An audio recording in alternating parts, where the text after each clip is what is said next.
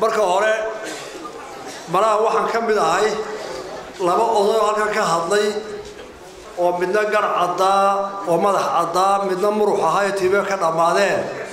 oo amuud iyo xusuustiisa ku dheeraaday oo yiri macallinkeyga inuu joogaa Saleemaan waxaan maleynay dad badan isiraahdeen oo talow Saleemaan deeto hadduu kuwa macallin u ahaa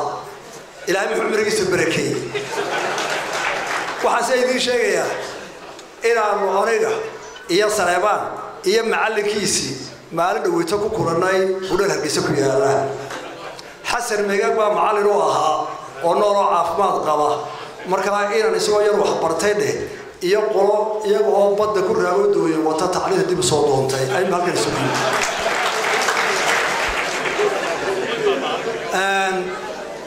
xusuusta ay yadal tabiyada ay amuudi leedahay haddaan laba saddex xare ka yiraahdo waata waqtiga laga riixayay dhalinyarada amuud wax ku barata ee da'da yar ee mustaqbalka eegaysa da'walo yihiinba waxaan u sheegayaa amuud dadka soo galay ee nool ee imika shaqeeya iyo kuwa aan tixi karin caalamka jooga iyo kuwa dhintay Allah u naxariistay markaad eegtaan waxaad ogaataan amuud hoyga waxbarashada ma ahee waxay nasiib u leedahay in dadka ka baxaana ay nolosha ku hana qaadaan oo tusaale fiican noqdaan inta nool laba tusaale lagu dayn karo baardii sheegi mid waa professor Saleemaan oo hogaamintiisa aynu ka aragno 18 sano u dambeeyay dhismaha amuud iyo ardayda korodhay iyo intii hore u shaqeynaya ardaydu wax soo baray inta qaranka ka dhex muuqata oo dhamaantood taqaana tusaalaha kale waa madaxweynaha jamhuuriyadda Soomaaliya Axmed Siiraayo oo qaranka wuxuu u qabtay iyo intuu xilka hayo wuxuu qabtayba aad ka dhahan kartaa tusaale wanaagsan oo hogaamineed oo isna amuud ka baxay waxa kaloo tusaale idinku filan oo aad higsan kartaan inta maanta halkan soo fadhida inta xagga ka soo jeeday la qadarinayo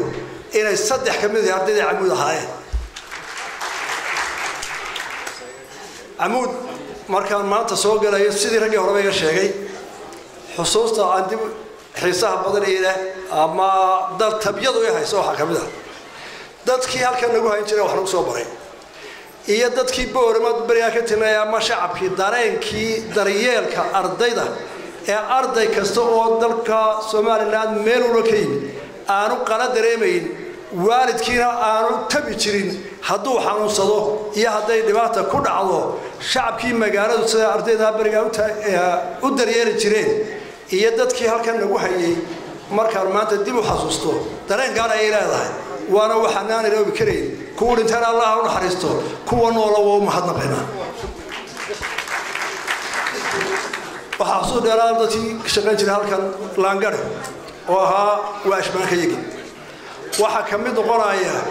Deymi iyo Xuseen oo kubtayada ahaa waxa kamid ah hablihii lixda loo dumi jiray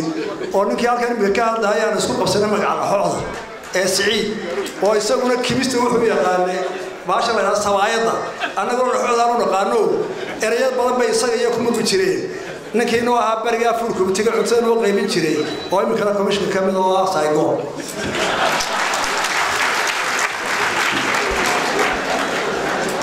waxa xusuus gaar ah si mudan odayaashii ka ahaa waxbarashada bariga gudida ka ahaa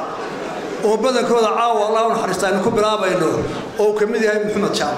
Xaaji Abi Bakar Xaaji Daahir wadonde Suldaan Gurey yaaba kala qaban tobanaan caruurta ka wareey jiray mid bas caruurtooda oo kuwa halka ku dhashay saygoor oo kaliya annagana lagu xanaano badnaa haddaan xanuunsano ama ay dhawaato lagu haysto shacabkaas oo kale maanta Soomaaliland laga helaaba way yartahay ilaahay ha u naxariisto waan uga mahadnaqaynaa kuwa Professor Saleemaan hogaamintiisa mid ma iska sheegay fishankiisa iyo iskuulada dhisay iyo dadku waxbaray ka kaalay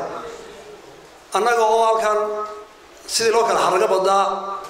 ninkaas ciidu ku qaata koorka markuu si qeyla tagay degta bidix oo dhimo ka sii talaabay oo shaar cad qaadano magaalada ay ka siraadeen yihiin ardayda markaa form 4ka iyo xidilayaal burayco ka iman jiray iyo laba karnaari oo xisaabaadka oo Xasan Karimka Xasan Codiyar kamid ahaa xisaabiyaasha bariga haystay magaalada ayaa anagoo soo dhaadhacnay professorku saa weego wuxuu wallahi inaan ku waray ma taabara ardayda arrinta dambu halkaas soo sheegay halkaas uu joojo wuxuu dhageysta waliba intii xalada baday soo baxa gaarigu nasaa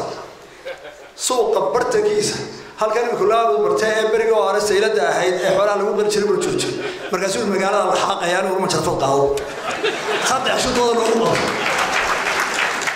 aad baan ugu xanaaqno hoosta loo keenay hadda waa garan kartaa maanta inka jaamacadda amuu jiray kala suuqa xaar uu sameeyo garanaysa